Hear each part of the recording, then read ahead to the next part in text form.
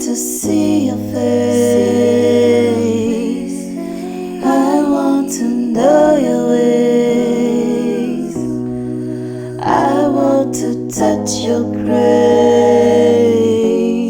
so I can live your days. Bonjour et bon retour dans ce nouvel épisode de Écho de la grâce, souffle de liberté pour les Galates. Aujourd'hui, nous allons lire Galates 6, du verset 1 jusqu'au verset 6. Frères, même si un homme est surpris en quelque faute, vous qui êtes spirituels, redressez-le avec un esprit de douceur. Prends garde à toi-même, de peur que tu ne sois aussi tenté. Portez les fardeaux les uns des autres, et vous accomplirez ainsi la Torah du Mashiach. Car si quelqu'un pense être quelque chose, quoiqu'il ne soit rien, il se trompe lui-même. Mais que chacun éprouve son œuvre propre, et alors il aura de quoi se glorifier pour lui-même seulement, et non par rapport aux autres. Car chacun portera son propre fardeau.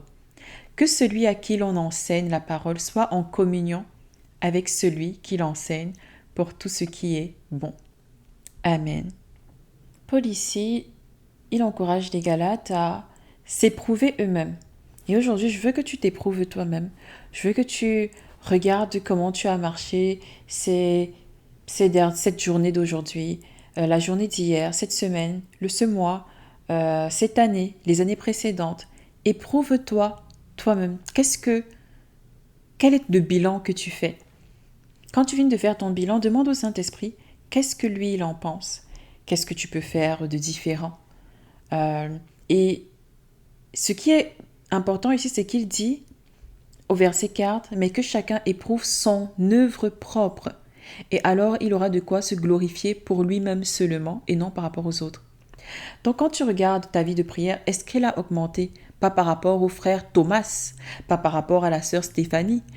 Est-ce que ça a augmenté par rapport à toi-même, à comment tu priais avant? Qu'est-ce que tu en penses? Ta vie de méditation de la parole, qu'est-ce que c'est devenu? Est-ce que tu es toujours en zigzag? Est-ce que tu as réussi à te mettre une routine? Tu lis le matin ou tu lis le soir ou bien tu lis à ta pause du midi ou tu écoutes des bibles audio. Comment est ta vie de méditation?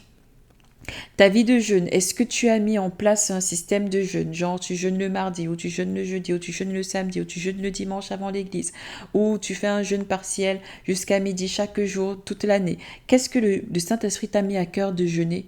Comment est-ce que tu as fait pour pouvoir respecter cela? Ta vie de sanctification. Est-ce que tu as une facilité à mentir? Est-ce que tu as une facilité à tromper les autres? Est-ce que tu aimes ça plaire aux gens? Est-ce que tu te détournes facilement de la grâce de Dieu parce que tu ne veux pas contredire quelqu'un qui a de l'influence, qui a de l'onction, qui a beaucoup d'argent? Et c'est important que tu ne te compares pas aux autres. Tu ne fais pas ça pour te comparer aux autres. Et dis que tu peux bien te glorifier si tu te glorifies seulement par toi-même, mais pas par rapport aux autres. Il encourage les Galates à persévérer dans cet amour fraternel. Là, il leur demande, portez les fardeaux les uns des autres. Et tu sais, il dit, si quelqu'un a été trouvé en quelque faute, vous qui êtes spirituels, redressez-le. On n'a pas dit les charnels. Ça, c'est très, très, très, très important. Avec un esprit de douceur. C'est pas tout le monde qui peut redresser. Si quelqu'un est charnel, si tu sais que tu es charnel, ne t'envoie pas toi-même pour aller redresser quelqu'un. Et maintenant, ici, je ne veux pas en faire une formule parce que selon les cas, on va voir que Paul a redressé les gens de différentes manières. Certaines personnes, il leur disait, je vais venir avec le bâton. Dans le cas des Galates, il dit redresser avec douceur. Pareil pour Jésus, il y avait des moments où il était plus tranchant. Parfois, il disait aux gens race de vipère. Parfois, il pouvait dire, allez dire à ce renard. Parfois, il faisait des cordes pour fouetter les gens devant le marché. Donc, il faut toujours, comme je l'ai dit dans un podcast précédent, on ne met pas le Saint-Esprit dans une case. Et il faut toujours avoir un overall, une vue d'ensemble de la parole de Dieu et de comment Dieu fonctionnait. Parce que Dieu n'est pas un automate. Il y a une manière qui va fonctionner avec les Galates, par exemple, qui ne va pas fonctionner avec les Corinthiens.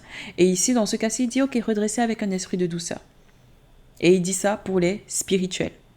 Hein? Ne dis pas que, oh, je suis allé redresser quelqu'un, je comprends pas, la personne a mal pris. Peut-être que tu es charnel, c'est pour ça que ça n'a pas été communiqué avec un esprit de douceur.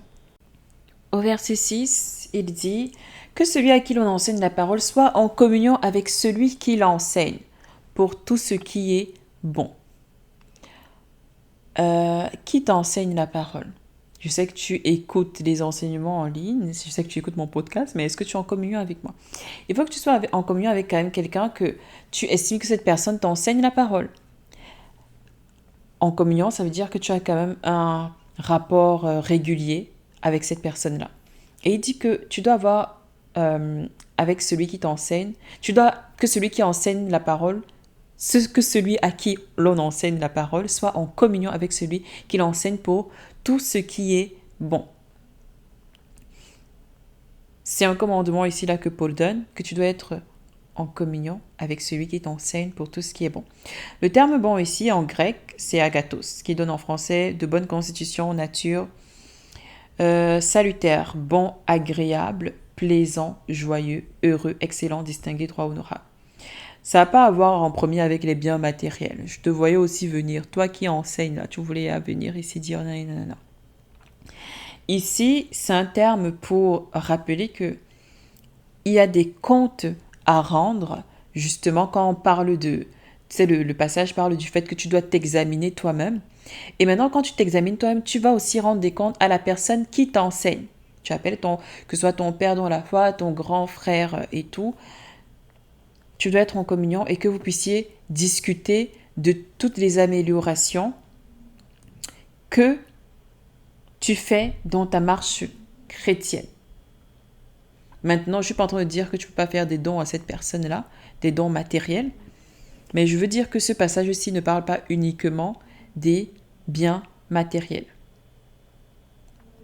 Donc, n'hésite pas à t'examiner toi-même, ne te compare pas aux autres, apprends à redresser avec un esprit de douceur et laisse-moi savoir ce que tu en penses dans les commentaires. N'hésite pas à liker et à partager et on se revoit dans un prochain épisode. Demeure béni.